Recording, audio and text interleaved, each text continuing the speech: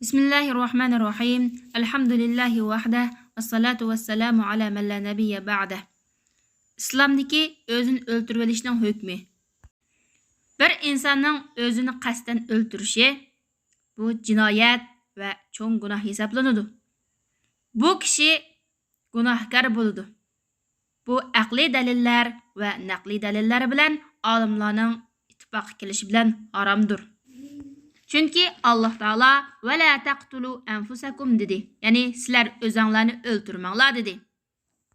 Yani bu ayette Allah Teala insanlarını özün öldürülüşten çekledi. Yani özün öldürülüşünü haram kıldı. Şundaqla insanın cini Allah Teala'nın mülki. Hayatlıqni Allah insanga bergen.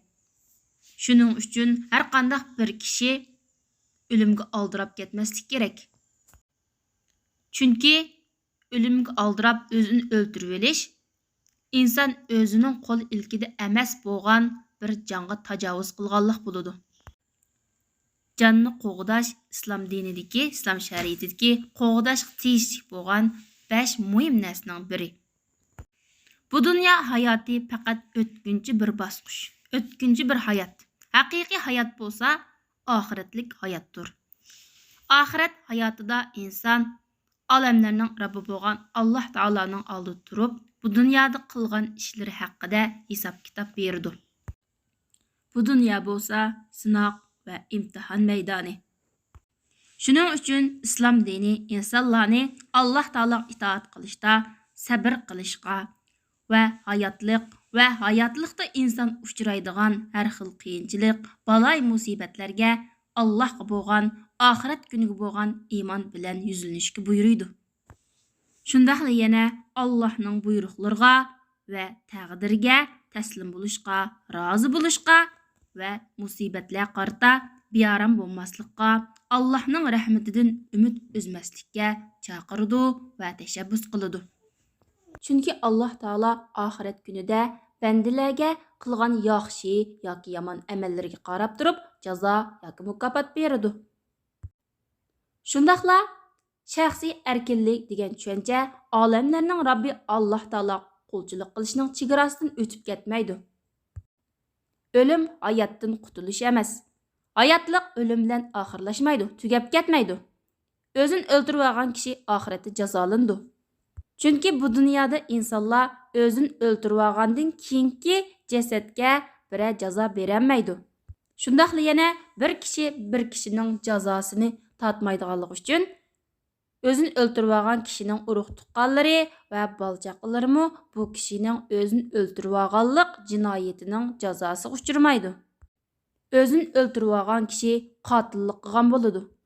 Çünkü o Allah'ның mülkü boğan bir cana tacavuz qilib, bir canını öldürgen, qatillik qilgan bo'ladi. Şundaqla o canını azaplagan bo'ladi. Şundaqla ailesini ve etrafdaki cemiyetkilerini parakende qilgan, biyaram qilgan bo'ladi. Şundaqla yana özünü öldürüp algıçının vafoti tüpaylidan haq-huquqlar zoya bo'lib ketishi mumkin. Sahih hadisda mundaq kelgan.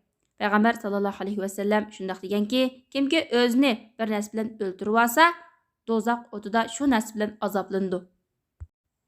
İbn Hajar bu hadis haqida şundaq degan.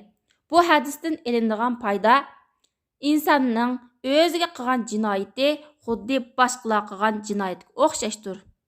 Gunoh bo'lish jihatda o'xshash. Chunki uning jini uning mulki emas. Mutlaq uning mulki emas. Belki onun cini Allah Teala'nın mülküdür. O insan özünün cinida fakat Allah Teala onun icazet bergen, izin bergen dairdiler tasarruf kılalaydı. Abu Hurayra radhiyallahu anhudan rivayet kılıngan hadisde Peygamber sallallahu aleyhi ve sellem şundaq degan. Kimki özünü bir tığlıq nəs bilan öldürüp algan bolsa, şu tığlıq sayman onun qolida dozaq o'tida məngü aşını qosqiga tiqib aşvalat tuturdu. Kimki zahar içip bilib algan bolsa, bu dozaq o'tida məngü zahar içidi. Kimki tağdan özün taşlab öldürüp algan bolsa, o dozaq o'tida məngü tağdan özün taşlaydı. Özün öldürüp algan kişi dozaq o'tida məngü qalıdı deganning sharhisi, agar özün öldürüp algıcı Özün öldürüvelişinin haram ekanligini bilib turib halol sanagan bo'lsa, u chaqda do'zaxda mangu qoladi. Ya'ni özün öldürüvelishdan iborat Alloh va uning rasuli sallallohu alayhi vasallam haram qilgan ishni halol sanaganligi uchun kofir holatga ketgan bo'ladi. Do'zaxda mangu qoladi. Ikkinchi, agar u kishi o'zini o'ldirilish jinoyatini harom deb bilgan bo'lsa, halol sanamay harom deb bilgan bo'lsa, lekin dunyoning musibatlariga chidamay qolgan bo'lsa, o'zini o'ldirib olgan bo'lsa, do'zaxda mangu qoladi degani do'zaxdagi azobning uzunga davomlashadiganligini ko'rsatadi. Masalan, arab tilida Alloh taolo podshohning mulkini mangulik qilsin degani Alloh podshohning mulkini uzunga davomlashtirsin deganlik bo'ladi. Uchinchidan, asli o'zini o'ldirib olish jinoyatining asli jazosi bo'lsa, do'zaxda mangu qilish, do'zaxdan chiqmaslik. Lekin u kishining qalbidagi iymoni sababidan Alloh taolo u kishini mukofotlab, oxirida bo'lsa-mu do'zaxdan chiqaradi. Ya'ni u kishining qalbidagi iymoni jazosiga yarasha do'zaxda kuyib bo'lgandan keyin, jazolanib bo'lgandan keyin do'zaxdan chiqishiga sabab bo'ladi.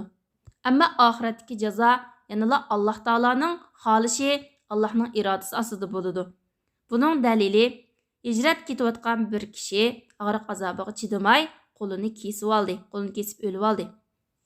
Payg'ambar sallallohu alayhi vasallam bu kishini tushida ko'rgan. Alloh taolo uning gunohlarini mag'firat qilayotgan, ammo qo'li tiniqli holat edi. Shuning bilan Alloh taologa duo qildi payg'ambar sallallohu alayhi vasallam. Ey Alloh, uning qo'lini mag'firat qilibsizlar deb duo qildi.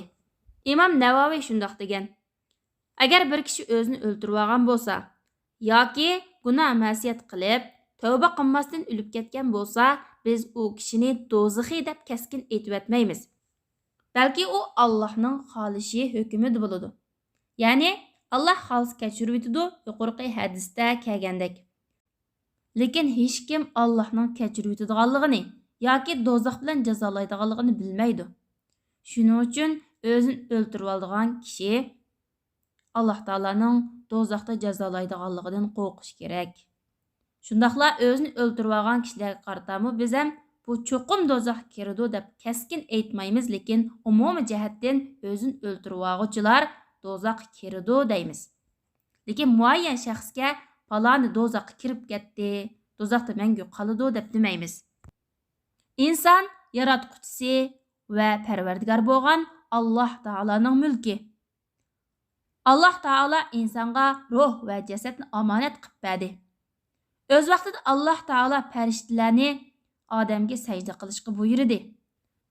Zaminni gullantirish uchun, obod qilish uchun va zaminda xalifa bo'lish, ya'ni o'rinbosar bo'lish uchun Alloh taolo odamni jannatdan zaminga tushirdi. Shuning uchun har qanday bir musulmon kishi Alloh taolo omonat qo'ygan jismini avaylishi, osirishi, o'ltirmasligi, uning tajovuz qilmasligi kerak. O'zini o'ldirib olgan kishi Allohning taqdiriga, qazosiga rozi bo'lmagan, o'zining qo'l ilkida emas, balki Allohning mulki bo'lgan bir mulkka, bir jonga tajovuz qilgan, Allohning omonati bilan o'ynashgan bo'ladi. Ulug' Parvardigorimiz, ulug' Rabbimiz barliq musulmon mu'min qarindoshlarning gunohlarini mag'firat qilib bersin. Alloh taolo hammamiz go'zal oqibat, go'zal xotima bersin. Firdavs jannatlariga kirishni nasib qilsin. Subhanakallohumma bihamdik ashhadu an la ilaha illa anta astag'firuka va atubu ilayk.